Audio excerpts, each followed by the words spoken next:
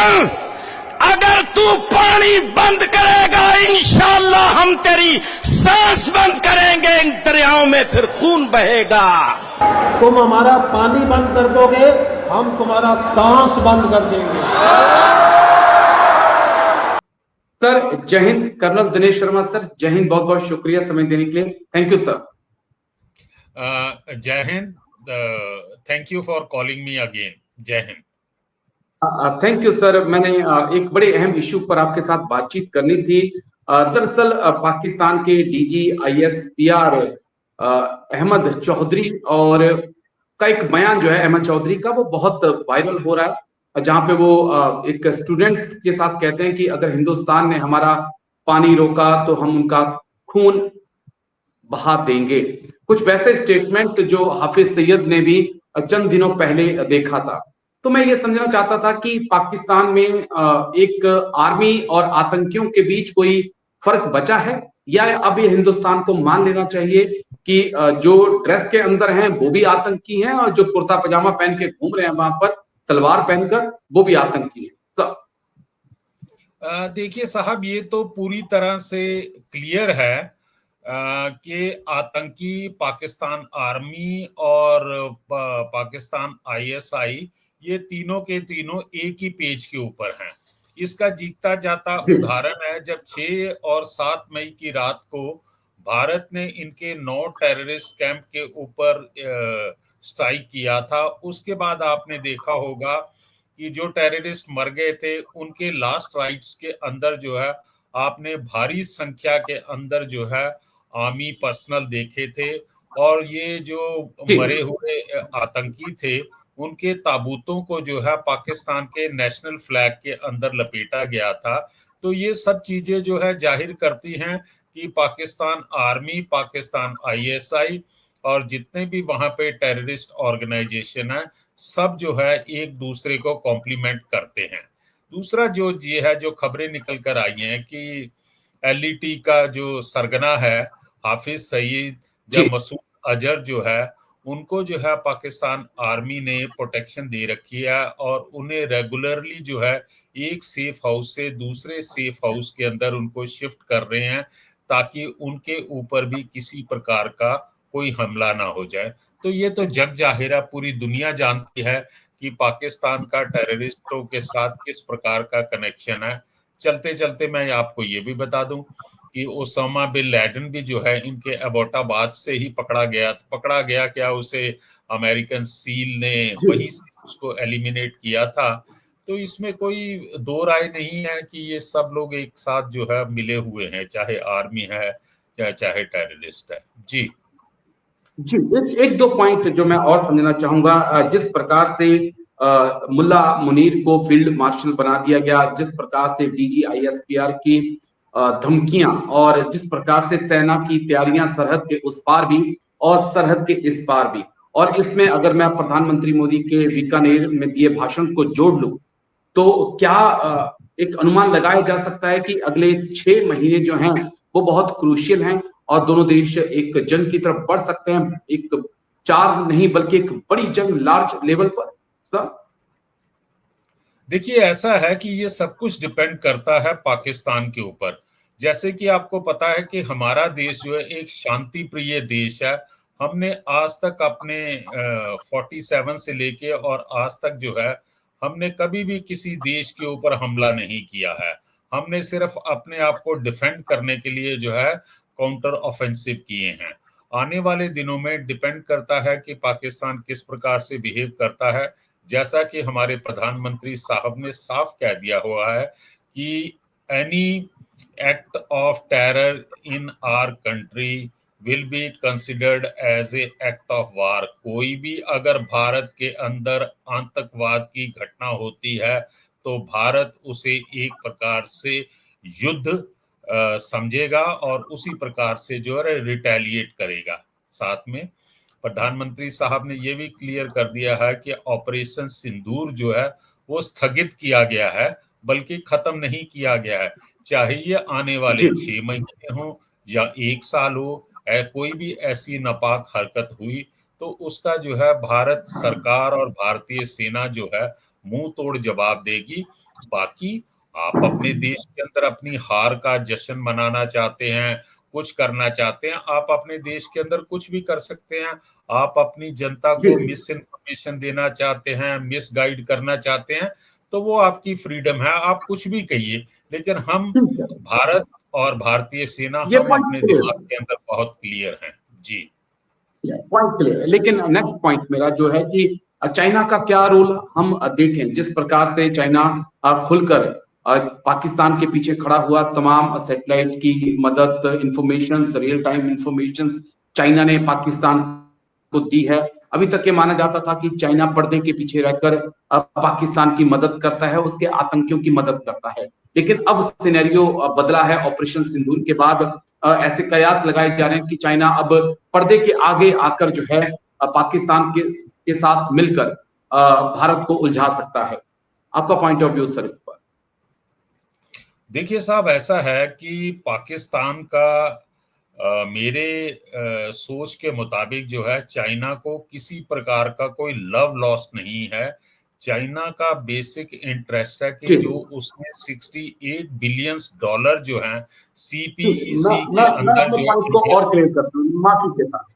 जी जी, मैं माफी के साथ अपने पॉइंट को और क्लियर कर देता हूँ पिक्चर को अपने व्यूअर्स के लिए, फिर मैं आपसे समझता हूँ कि चाइना ने ऑपरेशन सिंदूर के दौरान 4 दिनों के अंदर ही देख लिया है कि पाकिस्तान हिंदुस्तान का मुकाबला नहीं कर सकता है।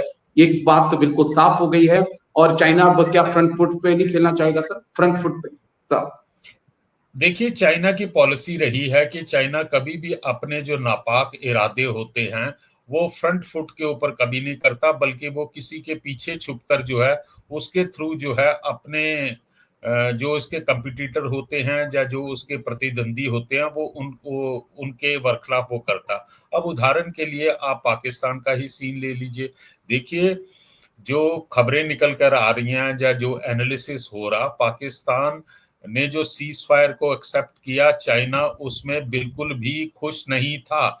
चाइना नहीं चाहता था कि पाकिस्तान जो है घुटने रगड़ता हुआ अमेरिका के पास जाए और भारत के पास आए। वो इसलिए नहीं चाहता था कि जब से ये अमेरिका और चाइना के अंदर ये टैरिफ वार हुई है, तो बहुत सारी जो मल्टीनेशनल कंपनीज हैं वो वहां से, चाइना से निकलकर वो किसी दूसरे देशों के अंदर अपना फैक्ट्रीज को और अपने व्यापार को सेटअप करना चाहती थी। तो साउथ एशिया के अंदर जो है, कौन है सबसे ज्यादा प्रोबेबल कंट्री जहां पे स्टेबिलिटी है, जहां पे स्किल्ड लेबर आपको मिलती है, जी जहां पे पॉलिटिकल स्टेबिलिटी है, लॉ एंड ऑर्डर सिचुएशन है, तो वो है भारत। तो कई कंपनियां जो है भारत में आना चाहती थी। तो चाइना चाहता था कि पाकिस्तान के साथ इनका युद्ध लंबा खिंचता रहे, ताकि वो एक प्रकार का नैरेटिव बिल्ड करके इन कंपनीज को डरा सके कि भारत और पाकिस्तान, जो कि दोनों परमाणु शक्ति से संपन्न है, उनका युद्ध किसी समय भी हो सकता है और आने वाले दिनों में परमाणु शक्ति का भी प्रयोग हो सकता है। तो इसलिए भारत एक सेफ जगह नहीं है जहां पर कि आप लोग फॉरेन कंपनी जो है इन्वेस्ट कर सके। ये तो था उसका एक एम। दूसरा एम जो था, जैसा कि चाइना की जो नजर है इस समय वो मिडिल ईस्ट के जी ऊपर है, तो इसलिए वो जो है सीपीईसी में, जिसमें उसने $68 बिलियन के करीब खर्च किए हैं, हालांकि वो भी बीच में आजकल काम ठप पड़ा हुआ है, ग्वादर पोर्ट के जरिए जो है वो मिडिल ईस्ट के अंदर पहुंचना चाहता था, क्योंकि अभी जो उसका जो तेल और बाकी चीजें आती हैं वो स्टेट ऑफ मलक्का से आती हैं, जिसमें कि तकरीबन जो है लंबा सफर, समुद्री सफर पड़ जाता है, और साथ के अंदर वो इलाका है, किसी समय भी भारत जो है उस सी लेन को जो है चोक कर सकता है। तो इसलिए वो ग्वादर पोर्ट से सीधा का सीधा जो है वो मिडिल ईस्ट कंट्रीज के अंदर जाना चाहता है। दूसरा जो है, उसे मालूम है कि एशिया के अंदर भारत एक उभरती हुई ताकत है, इकोनॉमी में है, जो मिलिट्री पावर के अंदर है, इनका वर्ल्ड के अंदर इन्फ्लुएंस बढ़ता जा रहा है। तो चाइना कभी भी डायरेक्टली हमारे साथ कन्फ्रंटेशन करने की कोशिश नहीं करेगा। कैसे लेकिन कैसे कैसे, मतलब कोई यूरोप का देश आपके साथ खड़ा नहीं हुआ, पूरा यूरोप आप चुप रहा, पूरा एशिया आपके नेबर्स आपके साथ खड़े नहीं हुए, वो चुप रहे, मिडिल ईस्ट चुप रहा, फिर आप कह रहे हैं कि भारत का प्रभाव बढ़ता जा रहा है। कैसे मैं देखूं सर इस पॉइंट को? देखिए, मैं इसको क्लैरिफाई कर देता हूं। देखिए, इंटरनेशनल रिलेशन के अंदर या इंटरनेशनल पॉलिटिक्स के अंदर जो है वही देश जो है खुलकर, मैं दोबारा रिपीट करता हूं, खुलकर आपके सपोर्ट में आते हैं जिनके साथ आपके हद से ज्यादा व्यापारिक संबंध हैं या हद से ज्यादा आपके संबंध हैं। बाकी जो है इंटरनेशनल बॉडी जो होती है वो सिर्फ अपनी तरफ से एक स्टेटमेंट देती है कि आप संयम बरतिए या आप इसको डिप्लोमेटिकली कर लिए। अब आप देख सकते हैं कि हमारे साथ जो खुलकर आया था एक देश, वो आया था इजराइल। इजराइल ने जो है, इजराइल में आया था क्योंकि उसके साथ हमारे संबंध जो हैं वो डेवलप हो रहे हैं, तो उसने अपनी हिम्मत दिखाई क्योंकि भारत और इजराइल जो है एक ही चीज के बरखिलाफ जो है युद्ध कर रहे हैं और वो है आतंकवाद। दूसरी तरफ आप एक चीज और है, देखिए पिछले कई सालों से भारत ने भी जो है, इन्होंने भी अपनी स्ट्रेटेजिक इंडिपेंडेंस जिसे कहते हैं उसका इस्तेमाल किया। देखिए अब जिस समय रशिया और यूक्रेन का युद्ध चल रहा था तो हमने भी तो खुलकर जो है किसी को सपोर्ट नहीं किया। हम भी कह रहे थे कि ये युद्ध का समय नहीं है, आप आपस में मिल बैठ के प्रॉब्लम को सॉल्व कर लीजिए। तो हमारे जो मित्र देश हैं उन्होंने भी अपनी स्ट्रेटेजिक इंडिपेंडेंस को इस्तेमाल किया है। तो इसके अंदर से आपको किसी प्रकार से घबराने की, डरने की या इसमें कोई सोचने वाली बात नहीं होनी चाहिए कि मुझे लगता है कि एक हमें रियल पिक्चर सामने रखनी चाहिए। घबराने डरने की तो मुझे नहीं लगता कि भारत को कोई जरूरत है, खासकर पाकिस्तान से। लेकिन जब चीन की बात आ जाती है तो मुझे लगता है कि फिर थोड़ी सी बात बहुत डीपली हमें समझनी होगी। मैं बस आखिरी पॉइंट है जो मैं आपसे समझना चाहूंगा, यूक्रेन और रूस का युद्ध होता है सर, यूक्रेन की इतनी हैसियत नहीं थी कि वो रूस के सामने 7 दिन खड़ा हो पाता, लेकिन आज 3 साल से युद्ध चल रहा है क्योंकि उसके पीछे पूरा यूरोप खड़ा है। आप मेरे पॉइंट को समझ, आई होप कि आप समझ पाएंगे।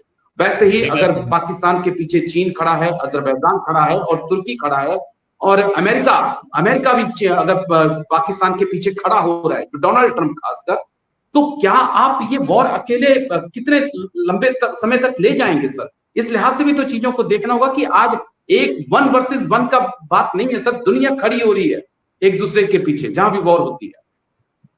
जी, मैं जवाब देता हूं। सबसे पहले यूक्रेन का केस हम ले लेते हैं।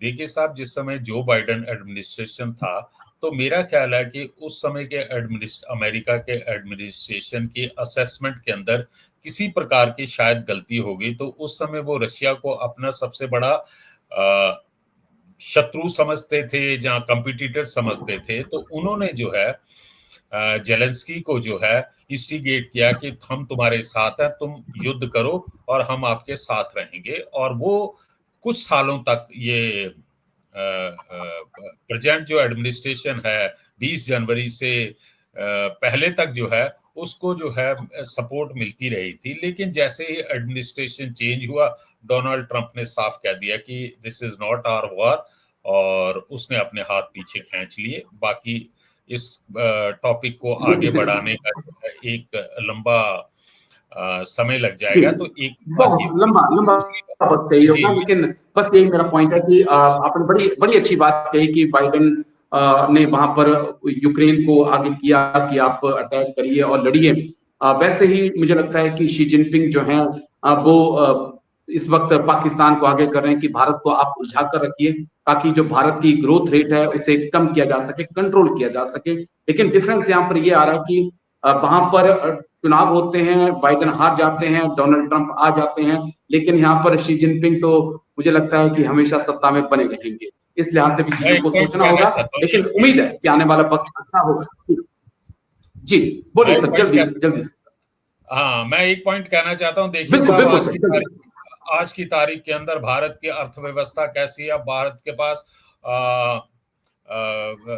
4th लार्जेस्ट जो है हार्ड पावर है, आर्मी है। तो देखिए चाइना जो है हमें इरिटेट जरूर करता रहेगा, लेकिन वो हमें इतनी इतना भी परेशान नहीं करेगा कि उसे मालूम है कि अगर हम किसी खेमे में चले गए किसी कारणवश, हालांकि हम तो किसी खेमे में नहीं जाएंगे आज की तारीख में, लेकिन आने वाली परिस्थितियों के अंदर अगर हम इमेजिन कर ले कि हम टोटली चले जाते हैं अमेरिका खेमे में, जो कि चाइना कभी भी नहीं चाहेगा, ये उसके इंटरेस्ट में है। भारत एक 1962 वाला भारत नहीं है।